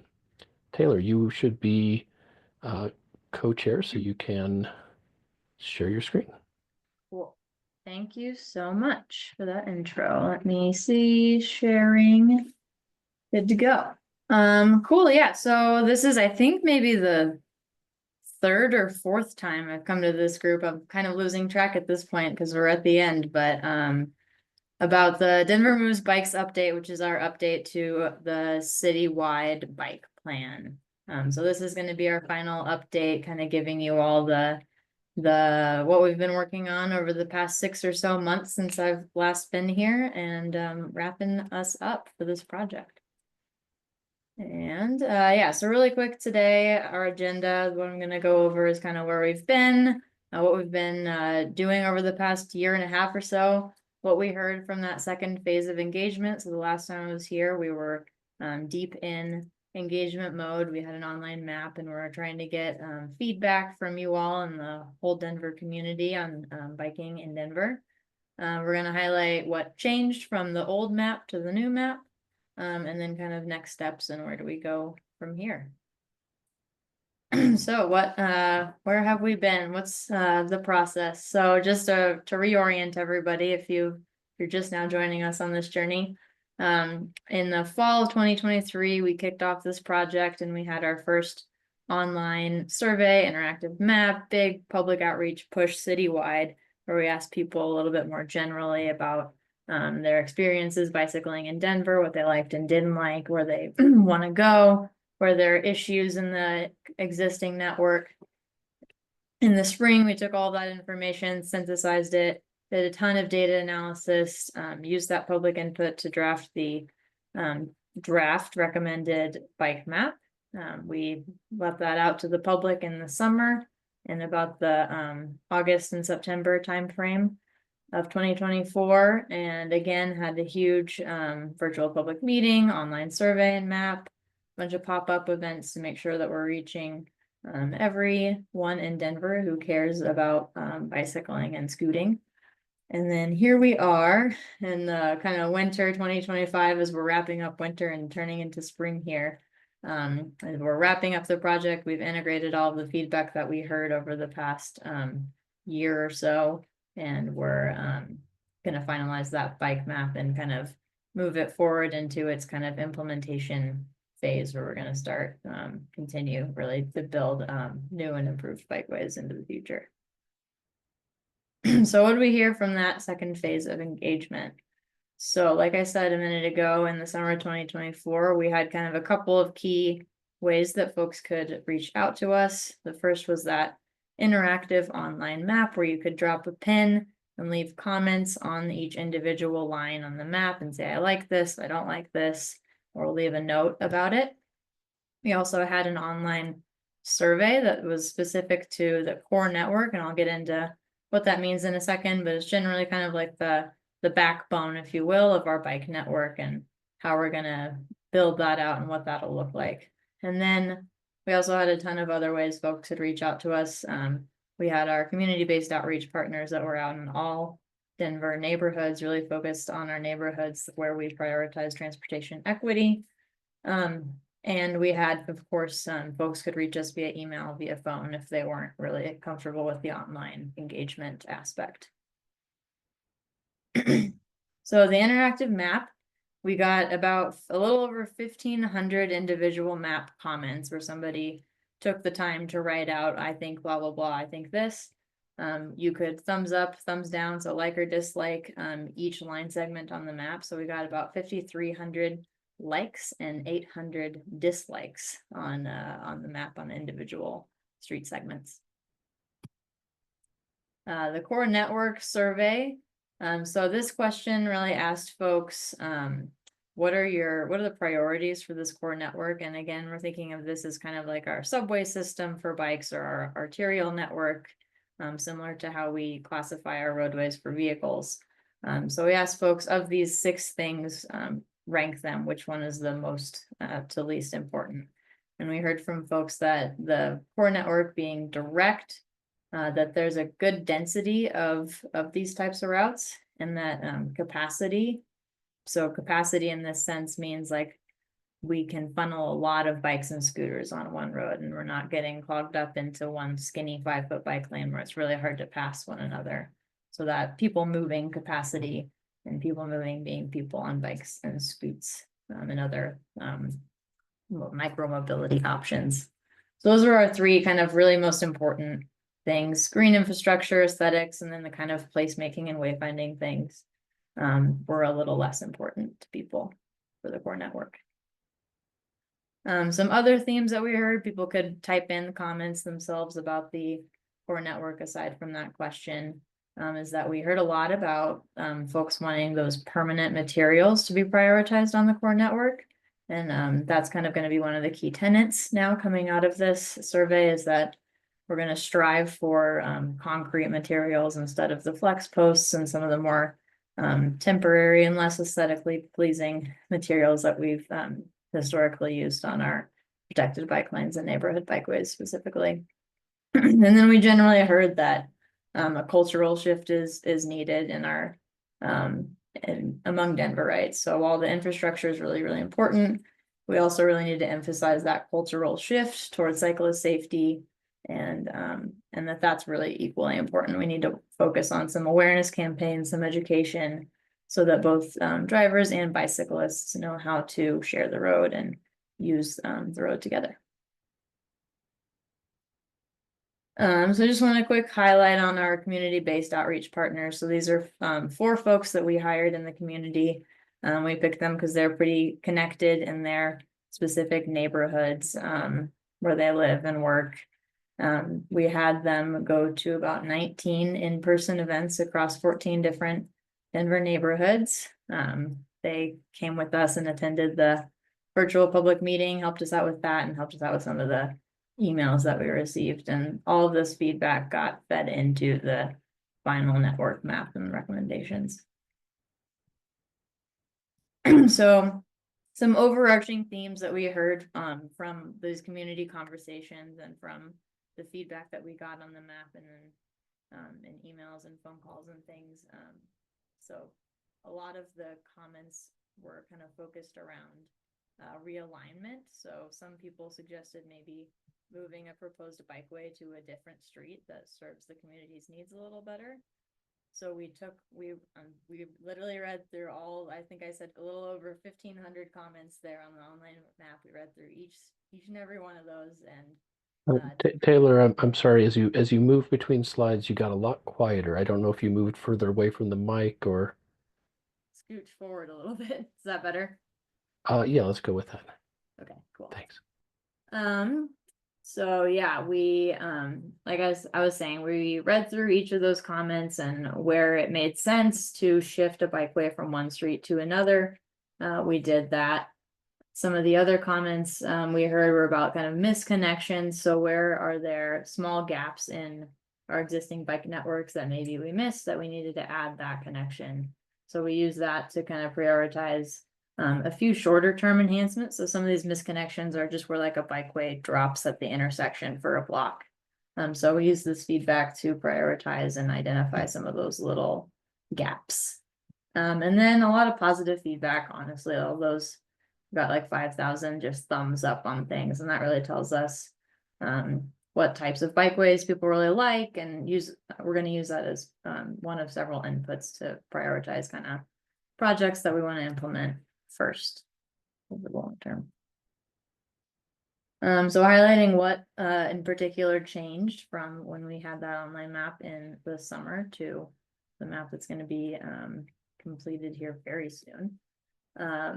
So we added about 220 new miles of future bikeways to fill some of those existing gaps and work toward our goal of every household being within a quarter mile of a bike facility. So our old map really didn't fulfill that goal. Even if we were to build out every recommended line in that map, we still wouldn't have had that density of connectivity that has been our stated goal for many years now.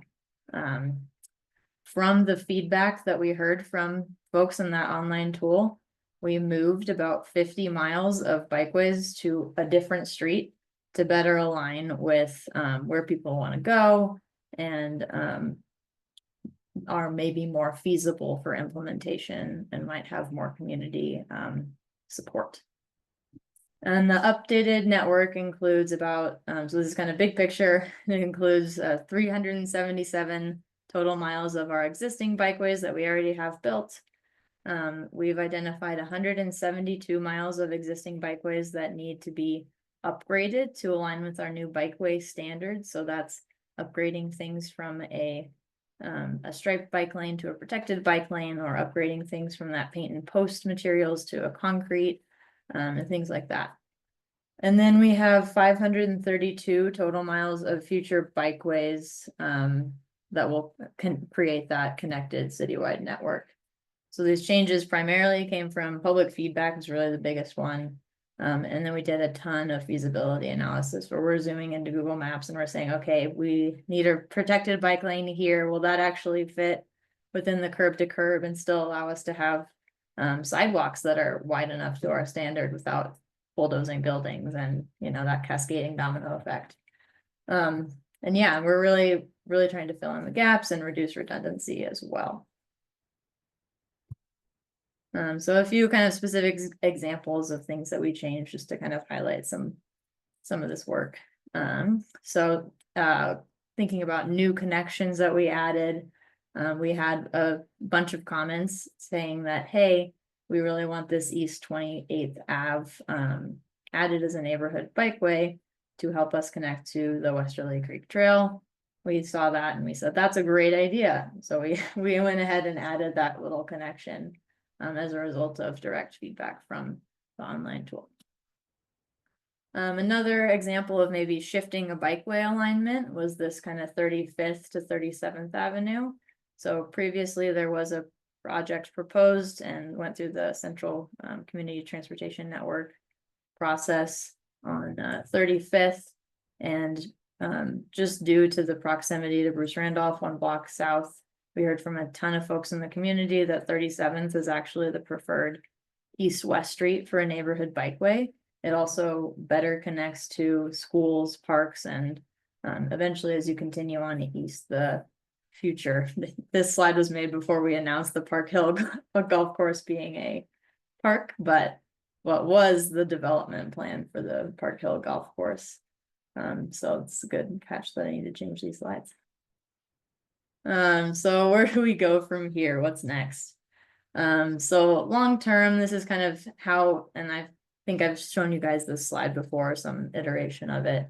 But we still are going to primarily build out our bikeway network through the Community Transportation Networks program, which is now the Safer Streets program. So if you've heard Paige talk about North Denver Safer Streets, that's one and the same.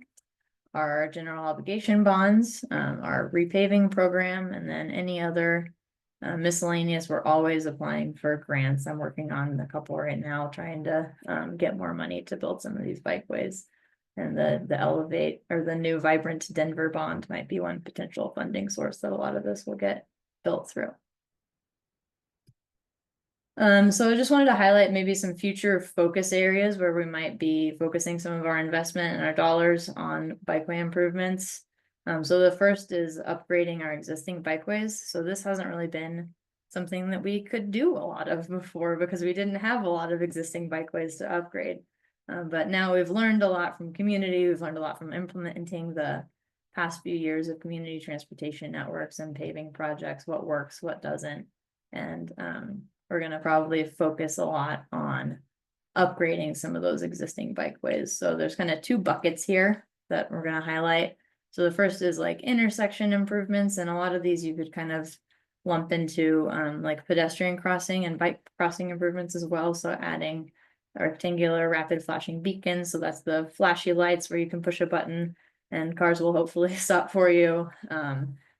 Adding some signal modifications, so leading bike and pedestrian intervals to help bikes and peds cross the street safer and get out in front of cars. And then things like protected intersection treatments, bike boxes, 2-stage turn boxes. So these are smaller, quick win improvements that really make a big difference on the tricky connections in the network. And then the other side of the house is kind of our longitudinal upgrades. So we're looking at things like traffic calming and diversion on some of our existing neighborhood bikeways that we know aren't working very well. Upgrading some of those temporary materials to concrete, looking at some of those dropped bike lanes where the bike lane ends and you're kind of stuck out in this intersection, fighting it with cars. And then upgrading a lot of those kind of bike lanes to protected bike lanes where that's needed per the speeds and the volumes of cars on the street. So that's kind of maybe going to be a new focus area for us in the future as we build out the bike network. And then another new focus area is that core network that I alluded to a little bit earlier.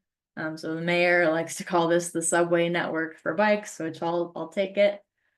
So we're hoping to build out this core network of bikeways with some goals in mind. And those goals really came from that community feedback of developing these direct, high quality connections that can move high volumes of people that are riding their bikes, riding scooters and other micromobility devices. And they really allow you to traverse from one end of the city to the other pretty seamlessly and directly. And then we're going to be, our goal here is to eventually build these all out in those permanent materials and look for opportunities to collaborate with our green infrastructure partners and see if we can make them a little bit more aesthetically pleasing. So I like to think of these as kind of the red carpet bikeways that are going to be really nice. It'll take a long time to build these, of course, but that is the long-term goal. And then next steps for this project. So we're finalizing right now, actually, an updated online map, a little story map that'll let you walk through all of this content pretty much that I just presented to you for folks that want to learn more about where all these lines on the map came from. We're hoping to publish that by the end of this month, just finalizing a few minor details right now. And with that, we'll send out links via our e-blast. I'll send this to Joel to send to all of you. And do a little celebration, a little press release kind of thing with our communications team to let folks know that it's done. And then after that, we're going to move to kind of prioritizing these projects and finding funding sources to implement them over time. And so, yeah, that's all I have for today.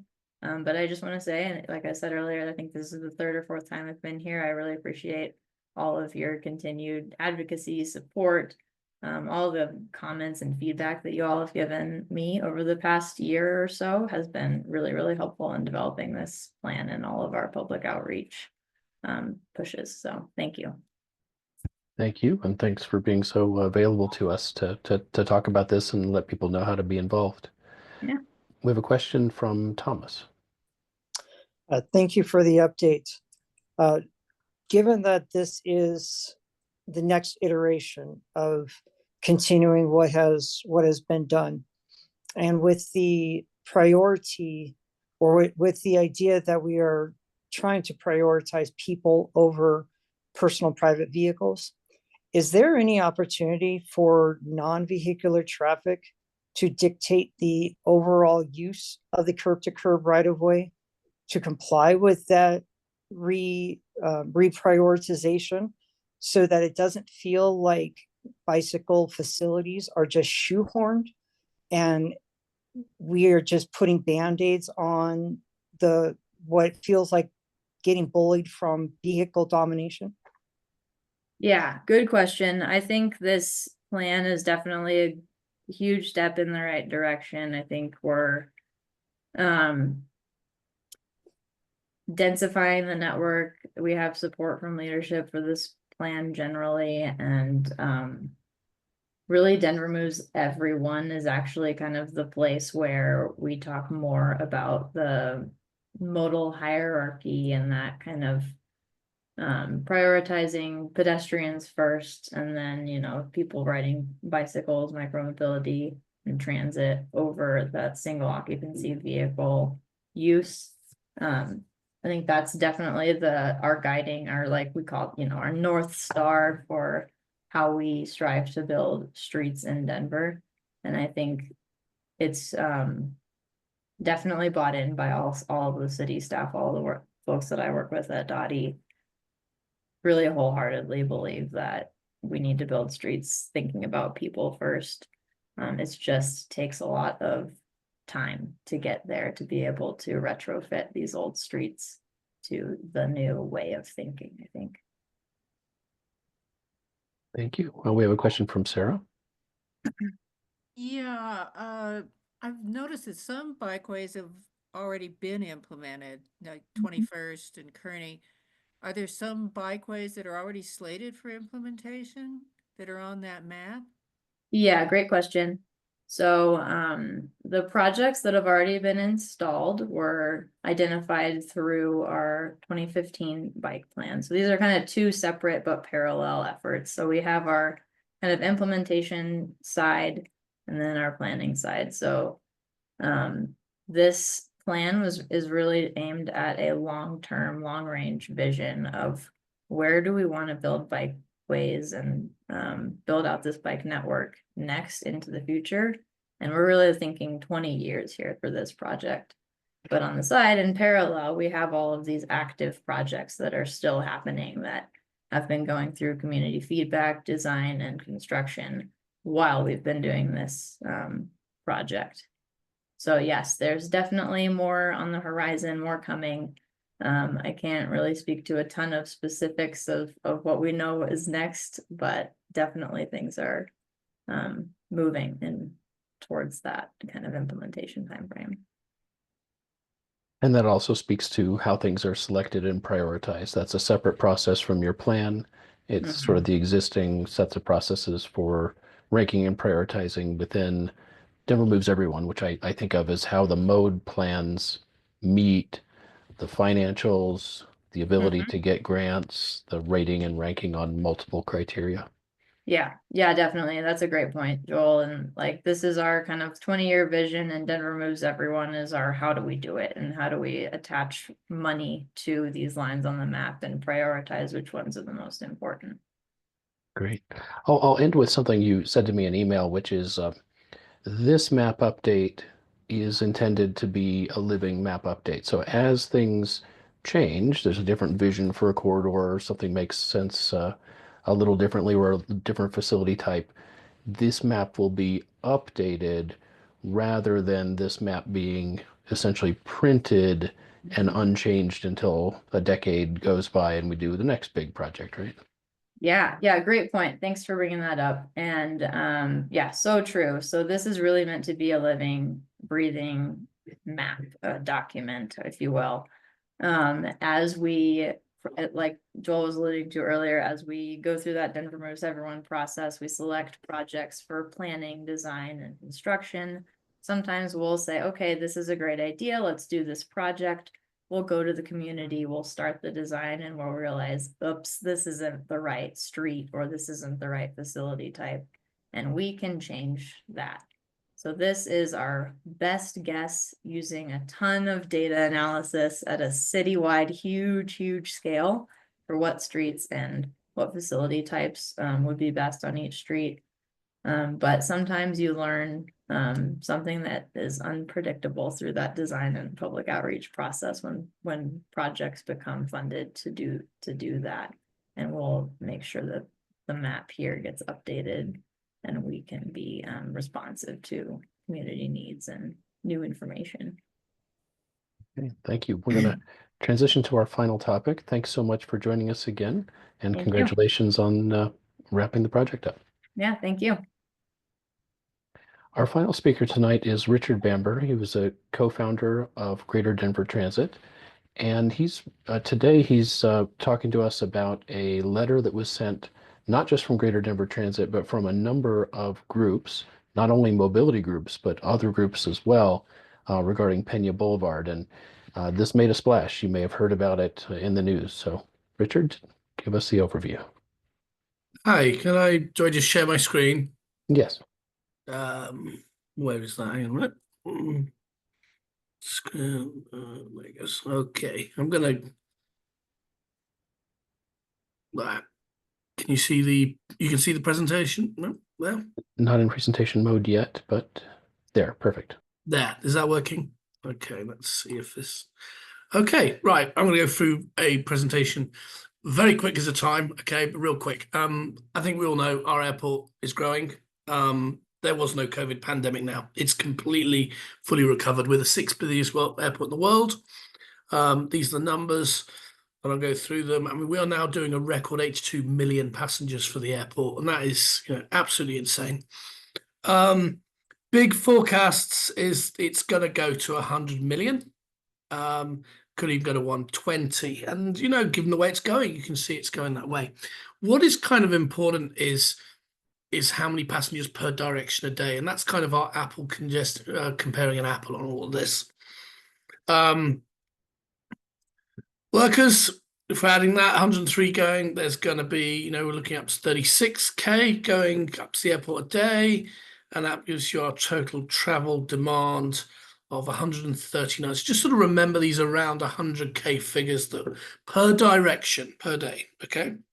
So when they start talking figures, the airport published its Peña Boulevard Transportation and Mobility Master Plan in April 2024, last year, and lots of laudable aims to promote a shift to more secure, more better modes, enhance safety, reduce crashes, all these good stuff. And you can read that online. But here's the problem that we've always said. While they were doing the plan, they were advancing a highway expansion scheme. So they were putting the cart before the horse. They'd even worked out a deal of how the FAA, the Federal Aviation Administration, would fund some of it, given that the road also serves Green Valley Ranch. And therefore, it's difficult not to conclude that they're hell-bent on basically putting motor vehicle capacity. They've added core alternatives, and all they add is toll lanes, HOV lanes, or frontage roads. There's no real transit. So looking at their core lanes, they're looking at basically just building. It's basically whatever it is you want to build more concrete. And we're saying, by all means, consider these highway things, but there isn't a genuine alternative to highway alternative in there. And this is for a section of road that is paralleled by a rail line. So This thing's going to cost the city nearly $300 million. I mean, they've already voted to start to advance matching funds for this. Okay, so that's what we're looking at here is, as a city, do we want to spend nearly 300 million on this, given all the other things in the budget? Okay, that was committed as soon as they released the plan that the DOTI Transport Improvement Program funding would go to start the design. And the thing is that 300 million is going to gobble up so many other projects. So you want a big bikeway, you want other improvements. It's like, it's going to put a big push on the city's budget. Highway widening, I think we all know, one more lane road doesn't work. It's unsafe. I say I'm really going to blast through this. They're saying Peña is unsafe. Peña was last rebuilt properly in 2014. It's up to modern highway standards now. Okay, it will only increase the crashes and fatalities no matter what they tell you.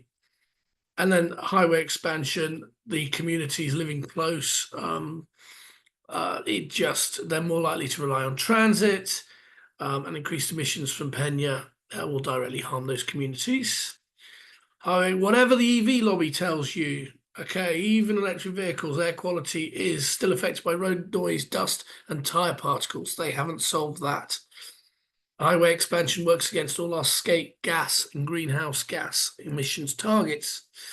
Transit, core thing. If you remember those numbers around 100K a day, we're trying to get to the airport. This is our current A-line expansion. We're offering 26,000. This is our buses, currently offering 3,600. And if we say bought some trains and double-decker trains, we could get that up to 34,000. Lengthen the platforms of the A-line to run 8-car trains. That would get us up to 52,000. If we started double tracking the A-line to increase the amount of trains we could run per hour, gets to 38. So there's a lot of things that can do, but probably the best thing to show is if I show you the whole package. Potentially on the A-line, we could get it up to 100K, which is, we're close to serving the airport's predicted demand. And that's just assuming everyone took the train and everyone's coming from that one direction, from the southwest. Council bus network. So these things, that they were actually properly wanting to do with this. The buses, what we could do with the buses, if we ran buses like every 15 minutes on 6 high-frequency routes, buses could shift 25,000. So the basic message here today is transit has the capacity to handle the expected growth. Okay. This big thing, we've had a lot of things with what can be funded, but basically we've read the FAA's rules. It can absolutely be funded 100% with airport revenue. And that is because it's on airport property, the A-line, and it's also an airport capital project that provides direct transit access. We've had a lot of people spread some myths that the transit, we built a transit station, you get one shot. Well, that's not true at all. So that continuing, what do we go continuing? Because it is going to continue. Well, we have a complete opportunity here to really look at how we use the land around our airport and how we reorganize it. Do we organize it so rental cars and local parking is put onto the A-line, is put onto transit rather than relying on road vehicles to shuttle you to and from the terminal? Getting into the A-line expansion, 2 major projects, single tracking. One is the big one here is with everybody driving up the section of Peña that's up for change and an extra lane. If we got focused parking, people came off I-70 and parked and then took the train, you would do somewhat to avoid the demand. So that's what we don't see in the plan. And then you could build, and then you would get on a train that came every, even up to 5 minutes. To do that, Other plans, second station that would run rental car row. And again, you're consolidating and developing the land in such a way that it's close to train stations. And we're using the train to get people to and from the terminal rather than putting extra road vehicle movements on road. And then the 2A line projects, there is the airport one. Sorry, there is the non-airport one, which is the South project. That's the big viaduct as you go to Denver. That actually has to be done separately. That's not on airport property. But the one that could is the North project, which is the single track section between 61st and Peña. And the costs up there you can see are kind of similar. We could be spending our money this way rather than on roads. But the South, we'll go through that. That's and then gives you an idea of one of the frequency, you know, where we're getting with our frequency comparisons.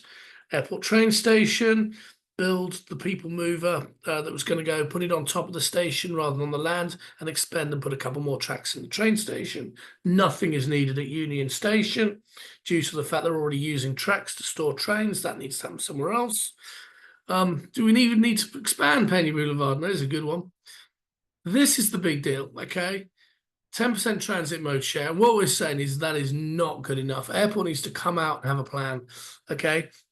They're just sort of accepting what they have. You know, you look at an airport like London Heathrow, that's up there, top 10 global airport, 40% taking transit. Good targets for Denver by 2032, 20% are taking transit, getting that up to 30%. You know, even then, what will Heathrow have achieved by then, for example? And that's it. We do not have a proper plan to come out here and say, the airport, we need to do this to mode share. What they're doing is still reacting rather than planning. Now, some math on vehicle lanes. 2,000 vehicles an hour, 20 useful hours in a day, 2 travel lanes. That means 80,000 vehicles per direction per day. So if you added a lane, and we did these, so this math sort of came up, we looked at the 20%. We basically said 1.5 people per vehicle. And so if you added a lane, that would, so lane takes 40,000 vehicles, 1.5 people per vehicle. That means your vehicle lane only moves 60,000 people, okay? Whereas if you did all these transit upgrades, you could be moving that much. Basically, our message is these guys, if you let them do it now, they're going to come back in 10 years, okay? And they're going to want to do more, okay? And that's what we're asking people to consider. What they say, transit by first option. Well, that hasn't happened, Phil. Reduce the number of SOV, single occupancy vehicles on Peña Boulevard is a goal of this study. Well, I don't know how they plan to do that by building more road. So we need to get a core transit alternative into the plan. That is why, that is the key where we are at the moment. They have continued with these 4 highway alternatives. Airport revenues can fund the transit upgrades. We need bold targets, and an expanded A-line could accommodate the demand. Now, City Council. City Council is set to vote next week on $15 million funding for the NEPA study. So that's where you've got the project. They're going to try and assess the environmental impacts. And it's they're advancing the 4 highway style alternatives. The vote got postponed by 2 weeks and it's going to go next week. And the reason is the volume of debate. They didn't allow everybody in the room to be heard. Councilmember Amanda Sandoval said she told the press she'd had over 600 letters in opposition, not one really in support. So our message here is we're so close here, okay? When you travel to another country, I mean, this is Tokyo, and the airport train station is there and you can get a train everywhere and you don't need to worry about an Uber, paying a lot of money for an Uber, or you don't need to worry about renting a car. This is a choice. At some point, there was a council meeting in Tokyo where they chose rail. At some point in Switzerland, in Zurich, or in London, and all these other places where they had city council meetings where they chose to build rail. And so when you wonder, why do we have a car-centric infrastructure and we don't have this? It is because of meetings like the one that are going to happen next week. General message, we're not anti the airport. We want to support, we're very proud of the airport. It's great. Very, We want this growth to be environmentally sustainable and both fiscally and socially responsible. But we need you to lobby your council members. So we did send a letter in, okay, explaining like they're basically explaining the points in the presentation I've given you here. The Dr. Cog tip funding vote was so close. I think it was 7-6. Okay, we are, you know, a couple of years ago, 5 years ago, say with I-70 ditch project, people like us were getting outvote 14-1. We weren't at the races. Okay, it was a sort of protest vote. Now we are close. There are council members there that are on the fence. Okay, there are council members here that are uneasy with this. You know, the amount of will for change here that we actually need decisive leadership, because as I say, they're going to throw 300 million of your money onto another highway scheme, and they'll be back with 10 years. Haven't solved the problem. You'll still be paying $50 by Uber to go to the airport. Okay, and Peña will continue to fill up and get worse. Okay, that really, yeah, is the update.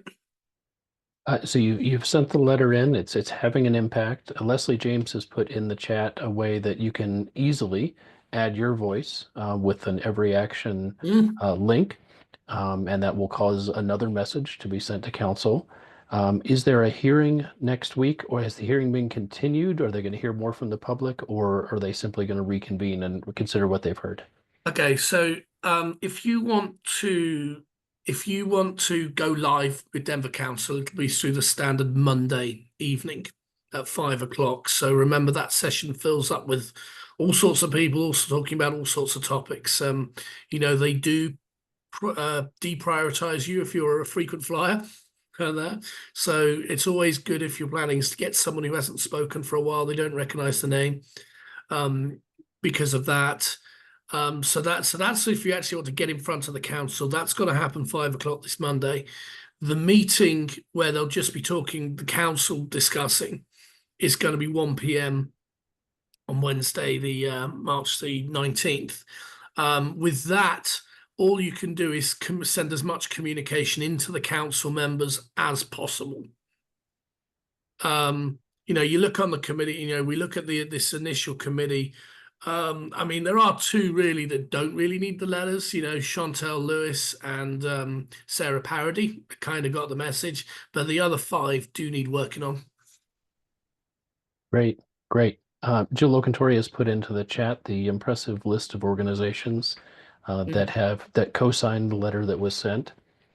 And if I can just conclude here by saying what's being asked is that a NEPA process does need to be done, but the alternatives that they're analyzing have to include a transit alternative. It's strange to enter a process and not consider all the alternatives. It's sort of pre-picking the type of outcome there will be. So if you want to add your voice to that, either as an organization, if you have time to quickly do that, or certainly individually, please consider the directions that Richard and Leslie have given for how to do that. Yeah, and then I'd like to finish by, as I say, thanks, Leslie. David Mincer, Denver Bicycle Lobby, couldn't be here tonight. He has been tirelessly working on that. We need to acknowledge that. And then I also thank Jill at the Denver Streets Partnership as well. Those guys have been incredible as well. So it really is although it's a GDT presentation, it really is a kind of triple effort. Well, thank you so much for filling in for David. He was originally going to be our speaker, and you have the most beautiful presentations, not only to look at, but to communicate information concisely. I'm very envious of your skills in that, and I think it is one element of why you're so effective, because you can communicate so clearly. Thank you, Richard. Thank you. We've reached the end of our meeting. The INC Transportation Committee meets every other month on odd-numbered months, second Thursday of the month from 6 to 8. Everyone is welcome, whether you are a member of a neighborhood organization or just someone who lives here and is interested in making the city better to move around in safely. You are very welcome. We'll see you back in 2 months. Thanks.